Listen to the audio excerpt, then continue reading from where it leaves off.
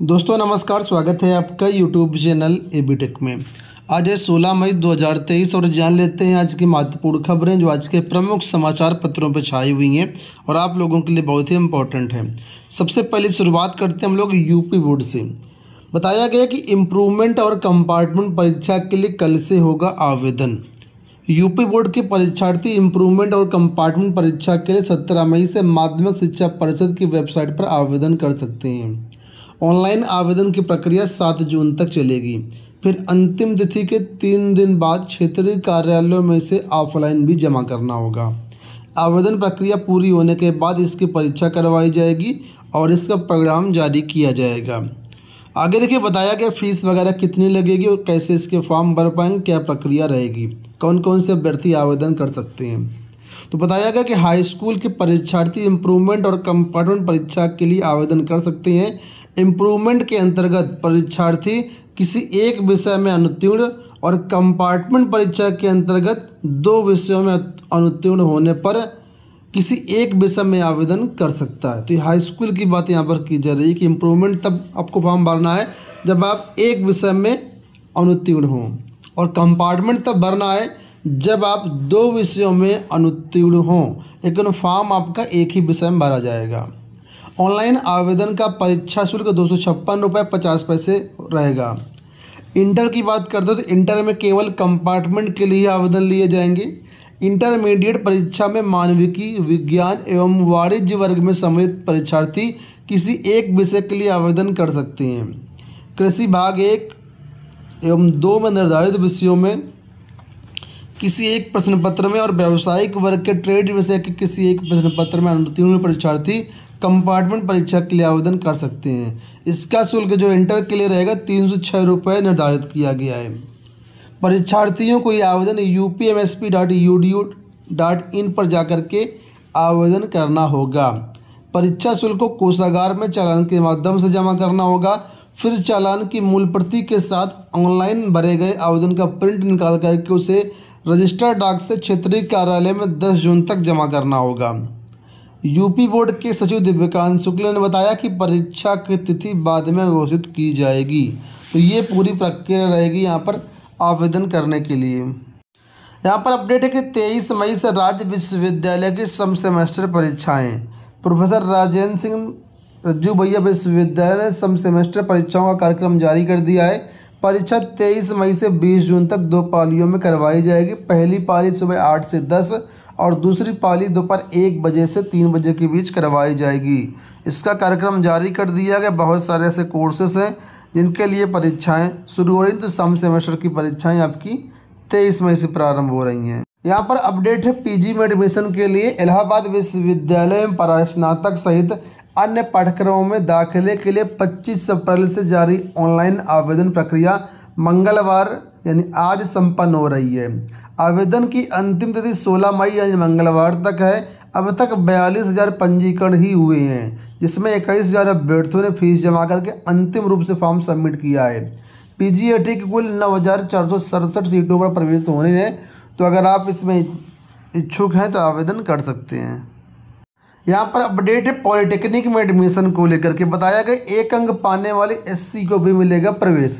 Polytechnic प्रवेश परीक्षा में पूर्णांक 400 में से 25 अंक पाने वाले सामान्य व पिछड़े वर्ग के परीक्षार्थी भी पास माने जाएंगे। एससी के परीक्षार्थी 1 अंक पाकर के भी उत्तीर्ण होंगे। मतलब इतने कम नंबर पर भी उन्हें दाखिला मिल जाएगा। सरकारी और सहायता प्राप्त संस्थानों में सीटें खाली न रहे, इसलिए संयुक्त प्रवेश परीक्षा परिषद ने शर्तों में ढील दे दी है।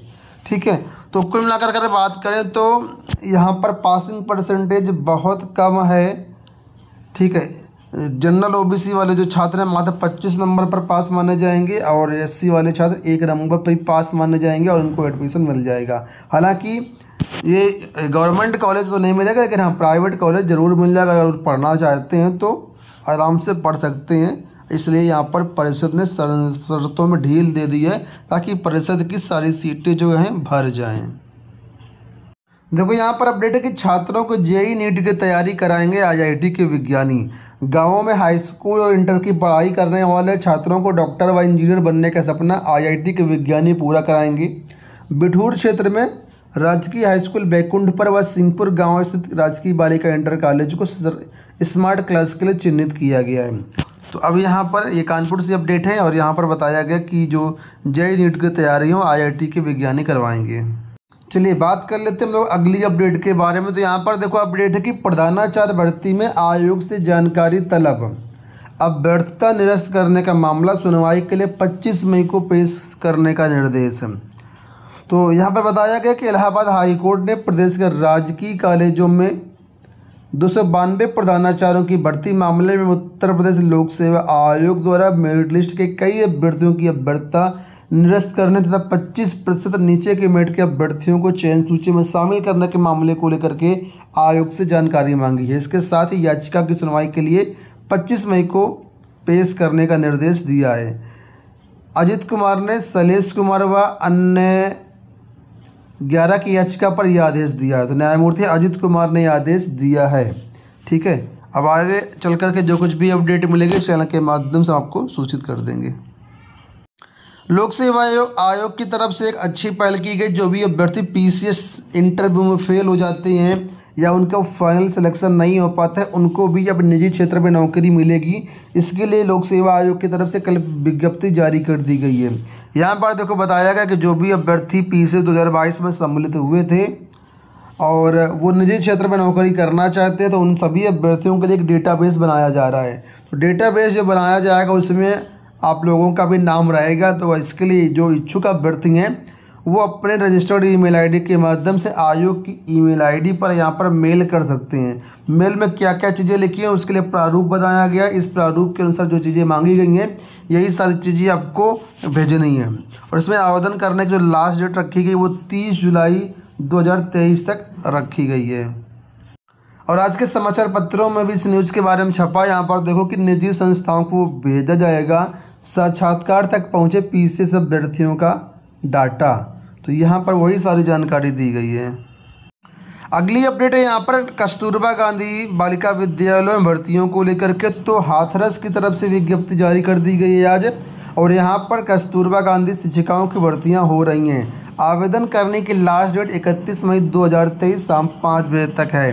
विवरण दे सकते हैं कौन कौन से पद हैं। तो यहाँ पर गणित के पद हैं, विज्ञान के पद हैं, हिंदी कंप्यूटर के पद हैं, सामाजिक विषय के पद हैं, कंप्यूटर विषय के पद हैं और अंशकालिक में भी कई सारे पद हैं। इसमें अगर आप इच्छुक हैं तो आवेदन कर सकते हैं। आवेदन करने के लिए जो मैक्सिमम एज है वो 45 ईयर्स है और यहाँ पर केवल महिलाएं ही आवेदन कर सकती हैं।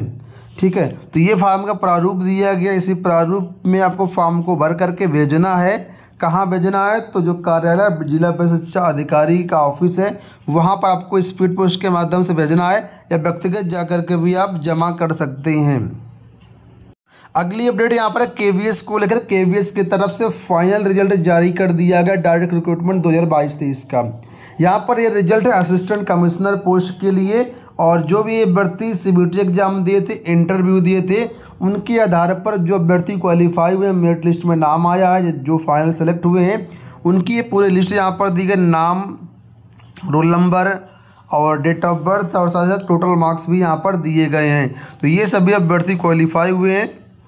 इन सभी को बहुत बहुत शुभकामनाएं। और साथ ही बताया गया है कि ऐसे अभ्यर्थी ये लोग इनको जो नियुक्ति पत्र वगैरह होगा ये रोजगार मेले में दिया जाएगा जो कि आज 16 मई को 10:30 बजे होना है। माननीय पीएम वेबिनार के माध्यम से इनको संबोधित करेंगे। तो यहाँ पर बताया गया जो भी अभ्यर्थी हैं इस वेबिनार के माध्यम से यहाँ पर इसमें शामिल हों और अपना जो भी आगे की प्रक्रिया है ज्वाइनिंग संबंधित वो यहाँ पर करें।